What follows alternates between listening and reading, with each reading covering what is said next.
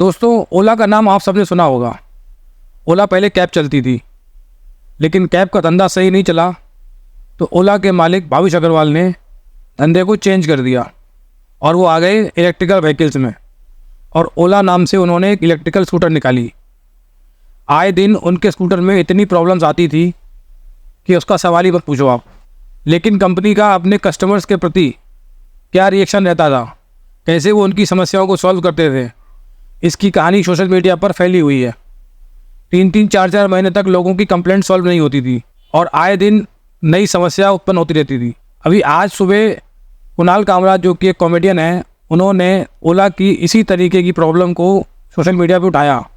कुणाल कामरा ने एक ट्वीट करते हुए इस समस्या को उठाया और उन्होंने ओला के सीईओ भाविश अग्रवाल और नितिन गडकरी जी को भी टैग किया।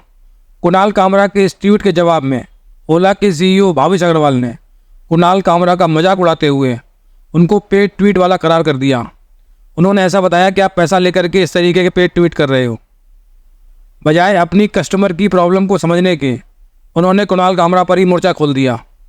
और इतने से भी उनका मन नहीं भरा, तो उन्होंने कुणाल कामरा को ये तक कह दिया कि तुम्हारा कॉमेडी का कैरियर तो चल नहीं रहा है, आ जाओ मेरे सर्विस सेंटर में काम करो, मैं तुम्हें ज़्यादा पैसे दूंगा।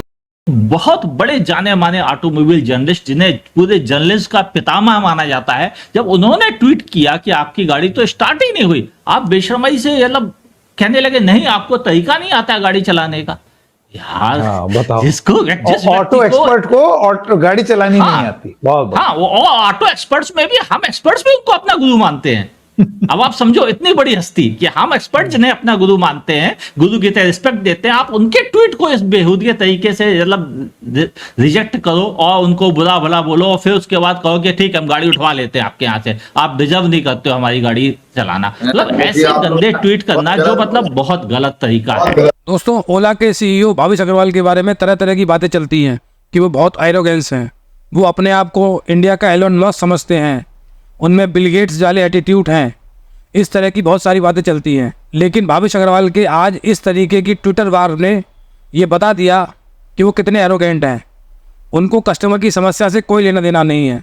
कुणाल कामरा के इस ट्वीट के बाद भाविश अग्रवाल के कुछ समर्थक इस तरह का माहौल बनाने लगे कि जैसे ओला का देश के विकास में बहुत बड़ा योगदान है और कुणाल कामरा ने एक ट्वीट करके देश पर हमला बोल दिया है। दोस्तों, ये आजकल फैशन में आ गया है। आप सरकार से सवाल करो तो सरकार के चमचे आकर के आपको कहेंगे कि आप पाकिस्तान चले जाओ। अडानी पर अगर हिंडनबर्ग कोई रिपोर्ट करे तो उसको देश से जोड़ दिया जाता है, देशभक्ति से जोड़ दिया जाता है और उसके खिलाफ बोलने वाले को देशद्रोही करार कर दिया जाता है। ये इस तरह का एक फैशन चल गया है।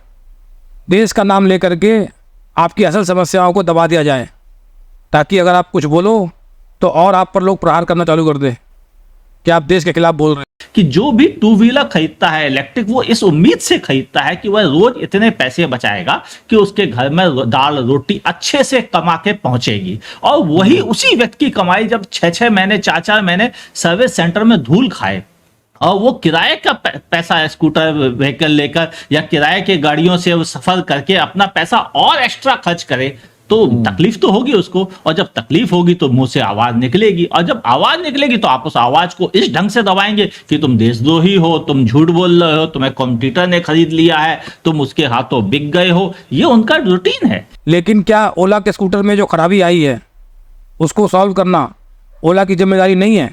क्या ओला ही देश है? क्या वो देशवासी देश नहीं है जो ओला का स्कूटर खरीद कर अपनी समस्याओं को सुलझाने के चक्कर में अपनी समस्याओं को बढ़ा करके बैठे हुए हैं? कोई भी इंसान इलेक्ट्रिक व्हीकल कब खरीदता है? जब उसको ऐसा लगता है कि भाई पेट्रोल का वाहन है, उससे कम खर्चा होगा, कुछ पैसे बचेंगे उसके। लेकिन यहाँ तो इलेक्ट्रिक व्हीकल ही ख़राब हो जा रहा है और 3-3, 4-4 महीने तक उसकी समस्या का कोई निदान नहीं निकल रहा है। भाविश अग्रवाल का इस तरह का व्यवहार ओला के इन्वेस्टर्स के लिए बहुत चिंताजनक है। कोई भी कंपनी का सीईओ अगर अपने कस्टमर्स को इस तरीके से ट्रीट करेगा तो उस कंपनी का डूबना तय है, क्योंकि कस्टमर ही भगवान होता है।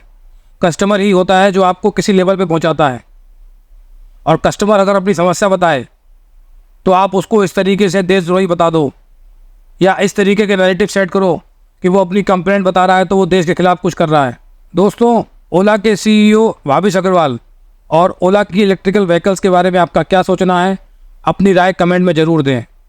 वीडियो पसंद आया हो तो चैनल को सब्सक्राइब करें।